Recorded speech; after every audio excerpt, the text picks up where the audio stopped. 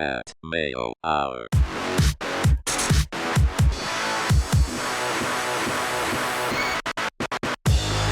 Welcome to the Pat Mayo Hour UFC Rotterdam. First time in the Netherlands. We have super cool UFC card, DraftKings, preview, maybe some bets in there too. Plus, we have to declare the winner of the Hate Mayo giveaway, where you can win, a Fight Network prize pack. Cody Saftik in studio. Maybe this week off we'll curb a losing streak. Yes, hopefully. Going to get back on track. And in the Netherlands, I know that seemed like a bit of like a German accent, but it's all the same part of the world. We're in the Benelux countries. That's right. If people who understand geography know what that is, they'll be right there. I'm sure Perfect. They know. So last time out, I decided that we'd run sort of a hate speech thing on the board. Not too hateful, though. It had to be somewhat mean and clever. So I've narrowed it down to the top 10, and you're going to pick the winner here. Okay. So who gets the UFC prize pack from the Pat Mayo Hour? We will get to the UFC Rotterdam picks here in a second, but this is really the entertaining part of the show. That's exactly. Listen, there's always going to be the clever ones and the not-so-clever ones that just give you a good laugh. So, there should be like a judging panel on this. Well, I've narrowed it down. Okay, narrowed it down. Myself and our boss, the VP of the Fight Network, Chad Midgley, narrowed it down. Nice. So now you're here to be the final judge on all of this. Well, I definitely like from Killa B. Mayo is not his real last name, by the way, it is. It's just a reference to all the man juice he takes in his mouth and ass. That's pretty good.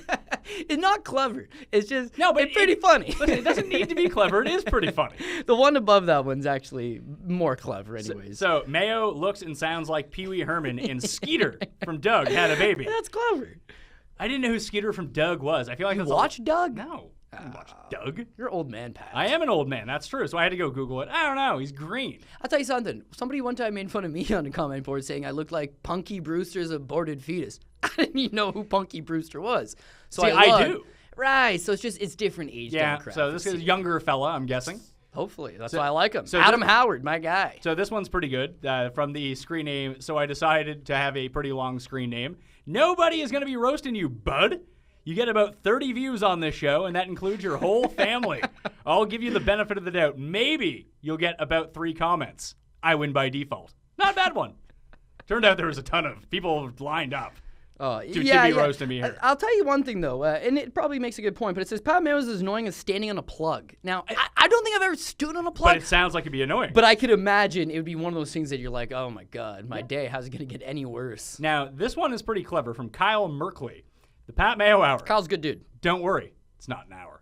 Which is most of the slogan of the show. Fair. Not really an hour, but that's a good one. That one's very clever. So how about this one? It's a question. What does a Zelda cartridge, Kamala, LJN figure, and Pat Mayo have in common? They all appear on the Fight Network and all have the same level of MMA knowledge. Boom. Roasted. The last one I'll mention here is a good one from Paul Shaughnessy. Oh, well, we know there's 2 pages of these. We're going through the entire top 10 here. Okay, then so Shaughnessy jumps in. And if people don't know, Shaughnessy, being a co-host with you, is also the co-host with me on our MTV's The Challenge Fantasy League, where he is an expert, and the Fantasy Bachelor, so... He's a good judge of character. He is. He knows character. So Paul says Pat Mayo is allergic to mayo. I have proof. And you were there.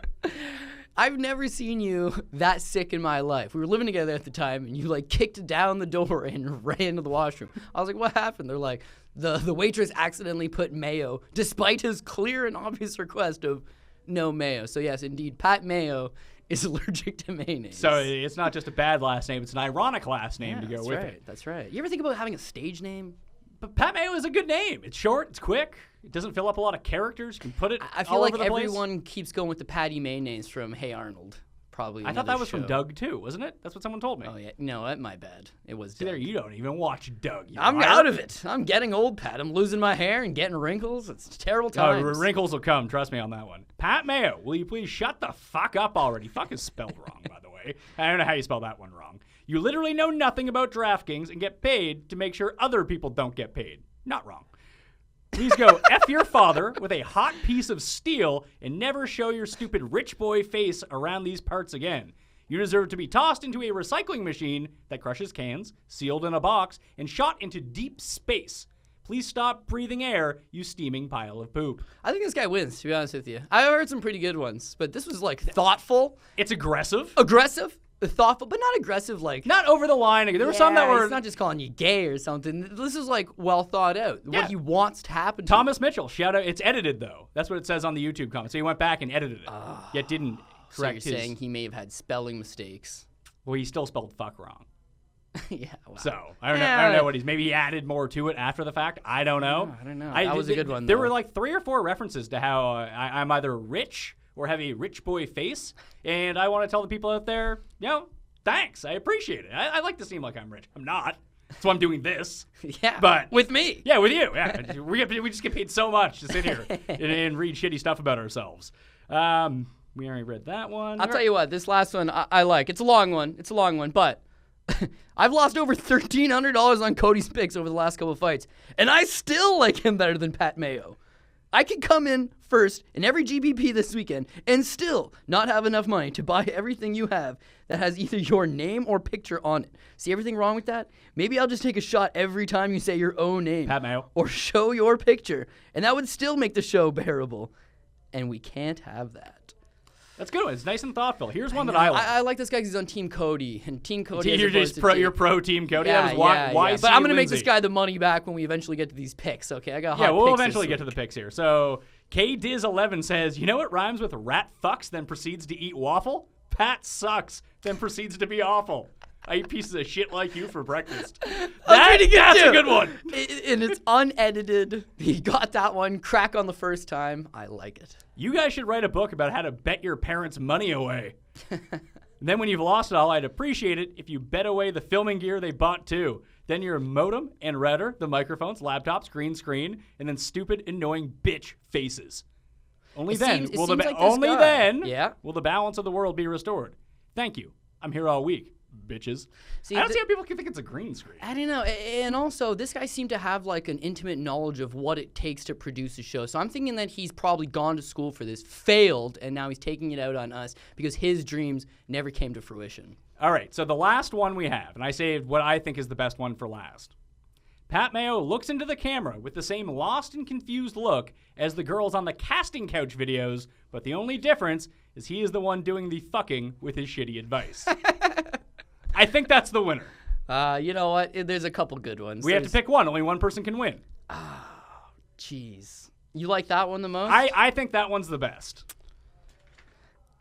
It's perfect level of clever, mean.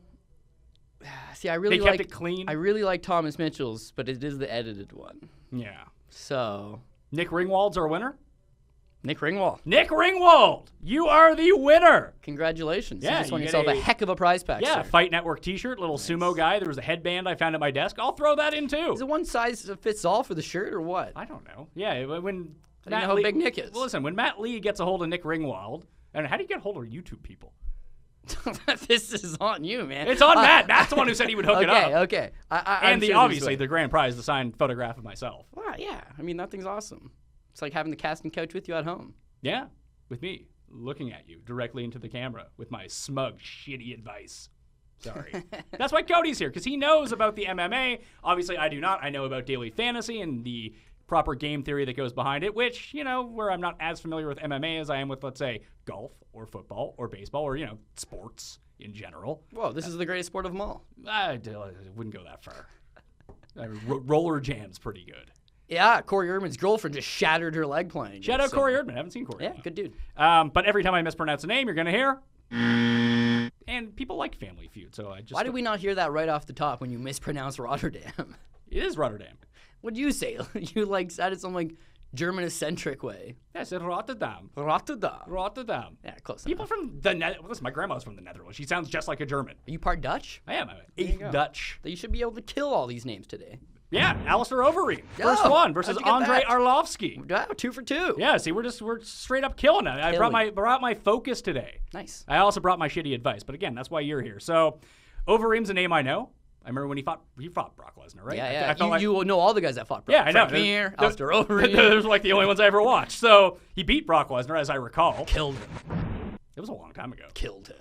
He is a -225 favorite. He's 10-3 on DraftKings. I believe he is from the Netherlands. Oh, yeah. So maybe he comes out with a very cool cigarette, maybe to the rings, maybe some techno music as his intro. Smoking a pancake.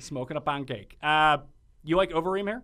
I like Overeem here. 10-3 as well. That's pretty good value. Technically speaking, he's born in England. But, I mean, yeah, he spent most of his life in the Netherlands. When they put up the flag next to his name, is it the British flag or is it the Dutch flag? It's the England flag. Really? Yeah. I thought he was Not Dutch. like the UK flag either. Like the England, like the red and white. Yeah. Oh. Yeah. But it's the same, like some guys are just born on an air base in Japan and they're not Japanese, they're American. It was an American air base in Japan. Like former German goalie Olaf Kolzig, who actually grew up in Dartmouth, Nova Scotia, was actually born in South Africa. You're kidding me. Yeah, military guy. Just moved around all the time. Yeah. But South Africa doesn't have a hockey team, so who's going to play for the Olympics? Germany. Ousted in the first round, but regardless. Alistair Overeem and Andrei Arlovski, these guys are training partners. That's obviously the big story coming into this fight. So both guys have spent a lot of time training together in the past. Now, one thing that definitely worth noting, Alistair Overeem used to train in the Netherlands, moved to the States because he's like, you know what, I just want to get better training, higher level training, goes to the Black Zillions gym in South Florida, Boca Raton, talk about that gym all the time. He apparently is hurting everybody in the gym. So they're like, you can't be here. You got to take a hike. You got to go. So he goes to Albuquerque, New Mexico, starts training at Greg Jackson's gym. Andrei Arlovski's already an established guy. He's already won the heavyweight title by this point and lost the heavyweight title. But he's already an established guy at Greg Jackson's. Okay. Overeem shows up, hurts this guy, boots him in the body, apparently, allegedly breaks some of his ribs. Arlovski goes to the hospital, ribs aren't broken, but then he releases a thing like, oh, this guy's a bad training partner, and if he does this again, we're going to kick him out, this and that, and this and that, and this and that. So they do train together. They're not friends by no means, but they do train together. And then just taken from that story and that story alone, it's like, well, so Overeem whipped him in the gym already one time. Yeah, but couldn't that just be a case of one guy going like 100% and the other guy being like, I thought we were sparring? Yeah, and that's probably exactly what it was. So now you look at Overeem, and he's been knocked out 9 times in his career. Really? Yeah. You look at Arlovski, he's been knocked out 8 times. So there's a finish coming in this fight somewhere. Maybe not in the first round, but it's a 5-round fight, Pat. Logic surely dictates that one of these guys is going to get hit and one of these guys is going to go down. And I just think you got to look at recent history. Alistair Overeem is chinny, 100%. But when he loses fights, he's doing good at some point in it, and the guy comes back. Antonio Bigfoot Silva, Travis Brown, these guys are able to absorb some damage, come back. Even Ben Rothwell, a little less damage, but a couple wicked shots to the body, he comes through. I just don't think Andrei Arlovski is going to be able to take that damage and still come through the pocket. And that being said, you look at Arlovski, his last fight, he got knocked out in like 46 seconds. Who'd he fight? Stipe Miocic, who's on the poster behind me fighting for the title. Yeah, you like Stipe. Stipe is like Croatian guy. You always loaded up on him. I know. Listen, love Stipe. Oh, look, they're just walking right through the green screen. He's actually limping through the green screen. Looked like something happened to old Drew. He's playing ball hockey. Someone broke a stick over his... You think I'm annoying. You should talk to Drew. Whoa.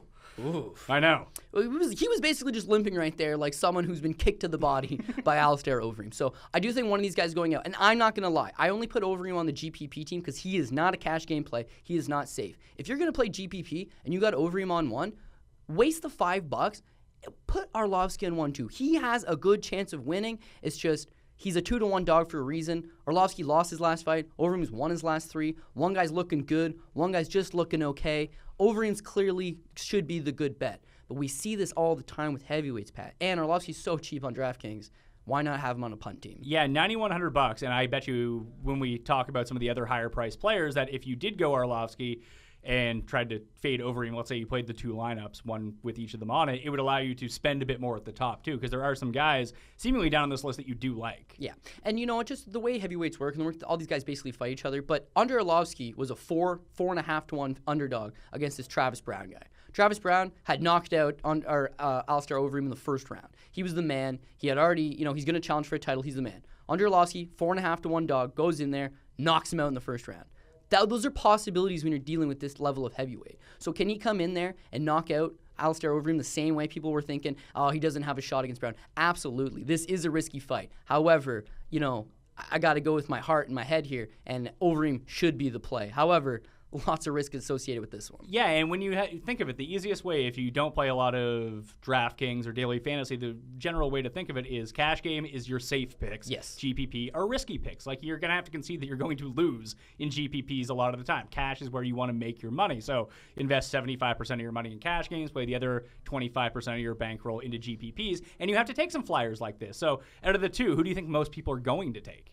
Oh, 100% Alistair Overeem. So not only is Arlovski the riskier pick, he's going to be super low owned. So if you can get a win from Arlovski, especially like a very quick finish, not only do you have a player who's scoring a ton of points that is very low owned, you're also damaging a high percentage of the teams on the other side who ended up going with Overeem. So it's like a double win in your favor. There you go. And there's 4 main coaches at Greg Jackson's gym, right? 3 of them are cornering Andrei Arlovski. The other guy's staying neutral. None of them are cornering Overeem. Really? He's got his own corner coming in. So yes, he's the favorite. Is he just a jerk that no one likes? Well, it's like a tenure thing. Andrei Arlovski's been at the gym for years now. Overeem comes in. They're not all of a sudden going to be like, oh, let's go with him. However, if Overeem wins this, he's fighting for a title. If our Andrei Arlovski knocks him out in the first round, still not likely fighting for a title. So both guys are just at different points in their career. Andrei Arlovski 37, Overeem 35. They're getting to that point, but heavyweights mature later, so shouldn't be a big deal. Love this fight, but someone's likely going down. Antonio Silva versus Stefan Struve. Oh yeah, where's Stefan Struve from? the Netherlands. The Netherlands. Oh yeah, the skyscraper. So his name probably is like Struve. Yeah, that's probably how he pronounces it. Probably. I can't give you a buzz on that one. It seemed pretty accurate. So Struve is 9'9" on DraftKings. Silva is 9'5". Is this another heavyweight fight? Yeah, why don't you tell me how tall this Stefan Struve guy is? It says 7 foot. Is that accurate? Yeah. Or did A-Rat make a mistake on the sheet again? He's actually 5'7". No. He's 7 feet tall. Remember Giant Gonzalez from wrestling? Does he look like that guy? Does he have to wear like a bodysuit to make him look like he has muscles? No. Because he doesn't have his weight here, but 7 feet, like, what's the max you can be, 265? 265. So is he 265, I'm guessing? 265. You know what, though? When he started in the UFC, he was like 6'10". 6'10", 240 He kept growing? Yeah. Does he have gigantism like Andre the Giant? The guy he's fighting's got gigantism. But he's only 6 foot. 6'4". It says 6 foot here, so there was a mistake on it. Yeah, so one guy, the guy who's 7 feet tall, has a real bad heart problem. Of course he does. Because he's so big. The other guy's got gigantism, so his body produced way too much testosterone and then stopped producing testosterone. So he does testosterone replacement therapy. Is right? he TRT. Is he allowed to do that? No. So they took it away from him, and oh man, the results. Not good. He just cannot take a punch anymore. And I'm not talking about like a clean shot to the mouth where a lot of guys can't take a clean shot Like to the body jaw. shots and... No, that's not body shots. It's just like they hit him on like the top of the head and he just folds down. Well, this guy will be able to punch him like down on top of his head if he's 7 feet tall. Yeah, now, once again, logic dictates one of these guys is probably going down. Struve, well, he's been knocked out in the first round multiple times as well. However, How do you hit him in the head? You swing upwards. Swing up, stupid. Yeah, I mean, Mark Hunt knocked him out. Mark Hunt's only a shade over 6 foot, if not Did he like get him 5'11". down on the ground at least before he knocked him out? No, he's on the ground after he got hit right in the head. But no, that's the thing, right? He's so tall, he's obviously going to pose problems for some guys. And he got like an 83-inch reach, so he can keep guys away. Bigfoot's big. He's strong, he's powerful, he's aggressive. He's going to pose threats for guys. But the style that he has is very... it revolves around the fact that he can walk through a shot. He can get hit a couple times and pressure you. When he fought Fedor Emelianenko, arguably the greatest heavyweight in the history of the planet, and Bigfoot, he whipped his ass. He beat him up pretty good. The problem is that he took quite a few shots to get into the situations where he can win the fight. Nowadays, he can't take those shots anymore. Why? Because he's not raging with testosterone. He's literally the only guy in the UFC who should be allowed to do this stuff. He's got a medical condition. They don't allow him to do this stuff. And the results haven't been great. When he got knocked out against Andrei Arlovski in the headliner, whatever, it was a good shot. When he got knocked out against Frank Mir, it was like, you know what, it kind of grazed him off the top of the head. When he got knocked out the second time against Mark Hunt, it was like a phantom punch. You can't even see what lands. Just both of his knees give out and he hits the ground. Now you got Struve working out at that Black Zillions gym, Boca Raton. That's the best one, right? It's not the best one. What's it's the just other a top really, team? Which is where Bigfoot trains at. Okay. So you've got two guys out of rival gyms. I just think Stefan Struve, so big, so long, and a decent striker, he's going to hit Bigfoot a couple times. Old Bigfoot would walk through, maybe pressure him up against the fence, land some big old bombs, hurt him, just overpower him. Older Bigfoot gets the win. New Bigfoot, he can't walk through those punches. So I think at some point, Struve's going to hit him with something that's going to hurt him. Once he's hurt, he doesn't recover properly, and I think that Struve's going to be able to put him away. And I've already used this line on Bookie Beatdown as well, so I hate rehashing lines, but in Stefan Struve's last 6 rounds of fighting, right? He's gotten through 6 rounds. So he took time off because of the heart problem, but in his last 2 fights, they've both gone the distance. He's working out kinks. In Bigfoot's last 6 rounds, he's suffered 3 concussions. When he gets knocked out, Pat, he gets knocked out in the first round. So Stefan Struve is like a DraftKings play and a half. Like, you got to have this guy, I think. Okay. Albert Tumenov versus Mighty Ducks Icelandic captain Gunnar Nelson. Yeah, That's a good name. That's a very good name. Where's he from? Iceland. Is he actually from Iceland? Where else? What else would he be from? He could be from like Denmark or maybe Sweden or maybe he's from Oslo, Norway. Yeah, I guess so. But no, yeah, he's Iceland. Do you like Gunnar here? Because I mean, with a name like that, you'd almost have to be good. I'm not imagine if you sucked at stuff and your name was Gunnar. Yeah, you probably It'd be the worst. Well, I don't know. Sometimes it's cool. You can't have an impressive name like Gunnar and be bad at things. My brother... I feel like you'd just be buried My by brother, the time you're 13. My brother's name is Justin. Very just generic name. My parents tried to call him Hunter, which I thought was cool. And my grandparents were like, that's the stupidest thing. Like, you can't name him Hunter. That's so stupid. So just, to each his own. Gunnar to some people probably sounds badass. To other people, maybe not so much. To me, it sounds badass. I think it sounds badass, too. Yeah. I wouldn't want to mess with That's what I'm saying. Like, you have to be good at things. Like, he better win this fight. Yeah, well, listen, live up to your name. He's got a great shot of winning this fight. However, personally, I'm kind of on team Albert Tumenov, just because Tumenov, if you stand with this guy, he's going to hurt you, and he's going to hurt you bad. And in his last couple fights, people just haven't been trying to take him to the ground, mostly because he gets these strikers. Gunnar Nelson comes from a karate background and a jiu-jitsu background. However, his wrestling ain't that good. He's got some trips. He blasts through in his double pretty good, but he doesn't got good hip control. So if you're a guy like Rick Story, for example, Rick Story gets blasted down on these takedowns, but he no problem, he can just stand back up. Can Tumenov just stand back up? I don't know. If this one's for the betting line, and the betting line's fairly close. Minus 175 and plus 150 for the betting line. Yeah, I like Tumenov. For like Toutmaster, I like Tumenov. If someone holds a gun to my head and says, you got to make a pick on this fight, I like Tumenov. But do I like Tumenov for a cash game? No, I do not. Do I like Tumenov for a GPP? Absolutely not. This guy is not going to finish. Now you got Gunnar Nelson. Gunnar Nelson does have a good shot of winning this fight. He's just got to get the fight to the ground, and I'm not certain he can. For $8,900 on a GPP, I'm going to play that. I'm going to play that big time. Again, the risk that we talked about The that comes along risk. with GPP when you're trying to win and trying to beat 4,000 other teams. Exactly. This is the sort of pivot that you can make and maybe distinguish your team from the field a little bit. Now, people like Gunnar Nelson because he's like the top training partner for Conor McGregor, so that's kind of where he gets some cachet off that. He gets some notoriety off that, but he's a bona fide badass in his own regard. I mean, he's a black belt under Renzo Gracie. His name is Gunnar. His name's Gunnar. He's a pretty athletic guy, but he doesn't cut weight. He's a very small welterweight, and he's taking on a guy who's a decent sized welterweight. But when your game plan in certain fights, not all of the fights he's in, but when your game plan in a fight like this is, I got to muscle this guy to the ground, or I got to take this guy to the ground, it doesn't help to be the smaller guy giving up size. So I'm not sold on Gunnar Nelson, but what I can tell you is he he completely dominated my favorite grappler of all time, Jeff Monson, who is 250 pounds of steroided, lean, shredded muscle. And Gunnar Nelson completely owned him. So size doesn't always matter. If he's able to get on Tumenov's back, if he's able to get a takedown and control it, he's going to win this fight. And he might even submit Tumenov as well. But for $8,900 on a GPP, I'm going to take that chance. It's a lot of savings, too, and you left a lot of money on the table on your GPP. So if you don't feel out there that Gunnar Nelson is for you, you can upgrade to almost a $10,000 player if you want to. Yeah, or if you have Arlovski and Gunnar Nelson on that team, then upgrade something. Yeah. Or maybe that's such a unique lineup that nobody's likely played it, that's your money.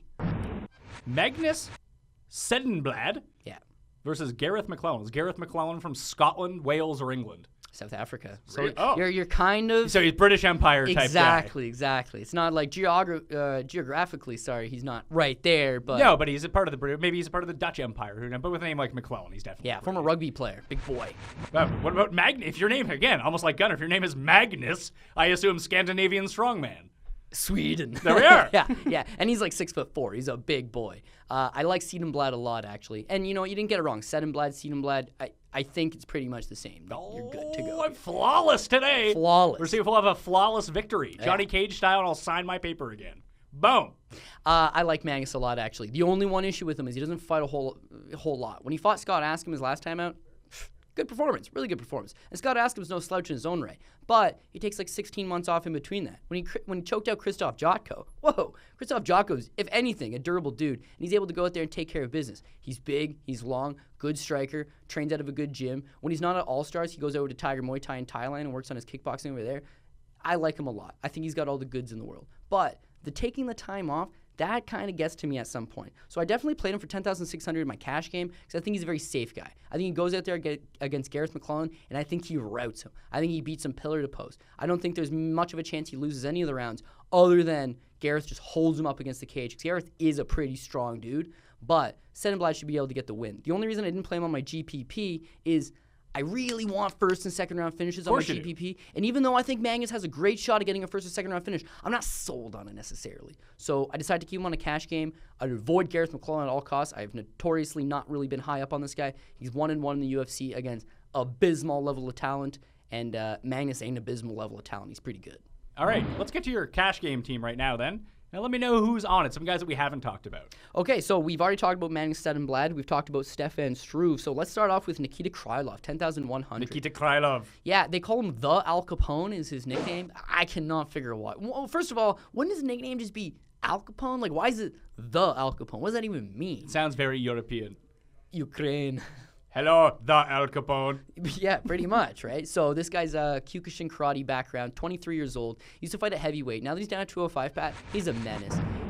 We always knew he had good striking. I mean, he head kicked Walt Harris, who's a big boy, former pro basketball player. He booted this guy in the head, and he was like half the size of him. So we've always known he's had that striking acumen. You see him in fights, he moves well, good hands, great kicks. Kicks is probably, his best aspect in the standing up part of the game. But it's recently he's taking guys down and choking them out, and that's what I love about him. The fact that he's able to, diversify his game up a little bit. Last time against Marcos Rogério de Lima, he just scores. Marcos Rogério de Lima? Yeah. I would have got that one wrong. A Brazilian guy. Now, they're all easy names. It's just in one. It's, oh, man. But, Krylov goes out and he takes care of business, absolutely. I like this guy a lot. I think sky's the limit for him. I think he's making daily improvements. Minus 155 is the betting line on it. I'm actually pretty shocked about that as well. I think this is not, so to speak, a showcase fight for him, but essentially that's basically it's what one it's that going to he's be. supposed to win and should win and make himself look good doing it. That's exactly it. We've seen this guy. He's a potent finisher. We've seen him finish in the past, and I have no reason to believe why this is not the type of matchup that he can go in and score a finish on. All right. Who's the last guy on your team here? 9,200? Well, for my cash game, I actually got two different guys here, but I got Willie Gates and Reza Madadi. $9,200. Willie Gates is on your GPP team as well. Yes. So we'll save him for the GPP. Tell me Okay. about Rezi. Reza Madadi did 2.5 years in prison for stealing women's handbags. He's recently been released from prison, came back to the UFC. Hope they were Louis Vuittons, getting that money. Yeah, apparently they were like the creme de la creme ladies' handbags, but nonetheless, this guy was fighting in the UFC at the time, so I don't really understand why he felt the need to do so. But that comes back to the argument that these guys don't actually really get paid anything. So, Like us. Yeah, People think they're rich, they're not. rich kids spending their parents' money. On our cameras and fancy green screens, which don't exist. I wish I could afford a green screen. So we got Reza Madadi, another guy out of Sweden. They call him Mad Dog for a reason. This guy's beast. This guy's aggressive. He's very strong. He's a former Swedish national team wrestler, and getting him to the ground is difficult in its own way. He's taking on Jan Cabral, a higher-level jiu-jitsu black belt, but Jan Cabral's a finesse guy who tends to fade, and finesse guys that tend to fade don't match up good against a guy like Reza Madadi because he's going to be coming on strong for the whole 15 minutes, and getting him down is going to pose a problem. So if you can't get him down, and you can't really put your BJJ black belt to use, then you're going to have to stand with him. And I'm not saying that you can't stand with him skill for skill, but when you're tall, lanky, and don't have a whole lot of power, this guy's going to march through the pocket and throw some heat at you. So I don't really think he gets the finish as much as I think he just beats on him and gets the win. That's why I've played him on the cash game, but have avoided him on the GPP. So your GPP team consists of Alistair, Overeem, Krylov, Struve, Gunnar Nelson, and this Willie Gates guy. Why Willie Gates? Willie Gates is actually supposed to fight Paddy Houlihan on this card. Paddy Houlihan. The hooligan Houlihan. And Paddy ended up being a hemophiliac. So he bleeds everywhere. He bleeds and had never disclosed that to the UFC. So somebody actually dimed him out because some third-party source is like, FYI, this guy could die at any moment. So they were like, yeah, well, we don't want that. No, so he can't get licensed anymore. So they yanked him off the card, and now he's got Ulka Sasaki taking the place. Now, Sasaki used to fight at 135. He's been crushed in his last two fights. Got knocked down in the second round in his last fight. Got choked down in the second round 2 fights ago. So he's been smoked out his last 2 times. He's a real big, tall Japanese guy. Decides, I'm going to make 125 on a week's notice. So I don't think the weight cut's going to go particularly well. And physically, once he gets there, Willie Gates is a pretty strong dude. And I think Willie Gates is just going to put it on him, throw some hands, get the win. Can Sasaki win? Yeah. This is I'm not going to lie. You're going to say the odds dictate here. I mean, it's plus 130 to minus 160. Like, that's not a big Exactly. overlap in It's just when I lines. think about it, I really like Willie Gates. He's fought 3 times in the UFC. He's 1 and 2. But the 3 guys he fought, all studs. I mean, Daryl Montague, people will say that this guy's not a stud. He's a stud. He's beaten a good guy. His 2 losses are Dustin Ortiz, John Moraga, top 5 guys, definitely top 10 guys. Flip side to that, Sasaki's getting blasted out by Taylor Lapalus and Leandro Issa. Apples and oranges, right? But he's coming down to 125, so he will pose threats. His grappling will be his biggest threat. But I like Willie Gates, I really do, and I think he'll be able to get down to business. One thing that I didn't put on any of these teams, if you don't like Alistair Overeem, and I would not blame you, Germaine de Randamie, right? Female fighter. I believe she's around that 10,000 mark. She is exactly $10,000. Right. Now, she should have a field day. The reason I say that is she's getting Anna Elmose, who's 3-0, and you got Anna Elmose, 3-0, is 5'3". You You got Germaine de Randamie is 5'9", 5'10", right? She's much bigger. She's much more experienced. She's 47-0 in professional Muay Thai. She's also minus 400 on the betting line. I believe that is the biggest favorite on the card. Yeah, so she's 47-0. I believe it's the second biggest favorite on the card. But who's the biggest favorite then? I'm going to... minus 550. Yeah. Kyoji Horiguchi. Yeah, Kyoji Horiguchi. Nailed it! I know. And here's the only reason I avoided the two biggest favorites, because actually it's not like they're crazy value or anything, but Kyoji Horiguchi, a 125 fighter, he should be able to go there and smoke out Neil Seery. Neil Seery's super durable and a tough guy. But if he's not smoking him out early in the first, second round, it doesn't really, exactly. It's not really worth it to me. When I look like Germaine, like I said, 47-0 in professional Muay Thai, 10-time world champion, 3 different weight classes, has never lost a fight when the fight stays standing. Unfortunately, she switches to MMA, and these people don't want to stand with her. They just take her down. Anna Elmose comes from a kickboxing background. So she can't take her down?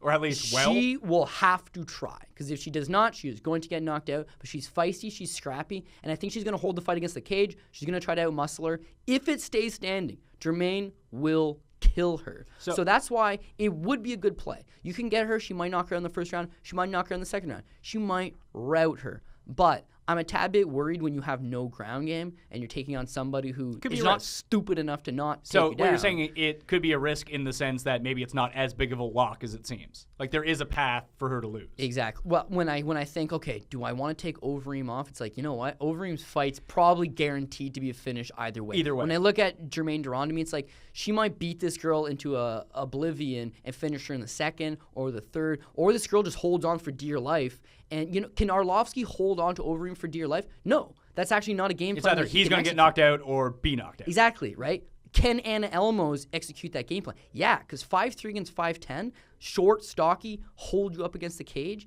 could pose some threats. Unless you punch down on the top of her head like that 7-foot guy. So you break your hand. Hit the soft spot. Yeah. On your GPP team, though, the way that you have it constructed right now, if you wanted to put her on your team, you could take Gunnar and Nelson off and put her in with the money you have remaining, if you wanted to do that. Boom. And that would probably be a little more of a played team. But yeah, no, honestly, now that I think about it, that's a pretty good lineup as well. That's why I'm here. Yeah, Pat Mayo, my man. Here we go. So you can play 3 teams now. Just take Overeem off one. And it's always good to play multiple teams. Yeah, just have some different combinations and maybe some low ownerships too. Yeah, absolutely. Cody Saftik. You can check him out on the Bookie Beatdown and on Twitter at CJ Saftik. I think Dana White runs with Donald Trump as vice president. Oh, my God. Yeah, I didn't think Trump was going to... He's there now. He's pulling it pretty good, He's man. there. He's going head-to-head with Hillary, tail of the tape. Yeah. Maybe he gets Linda McMahon on his side.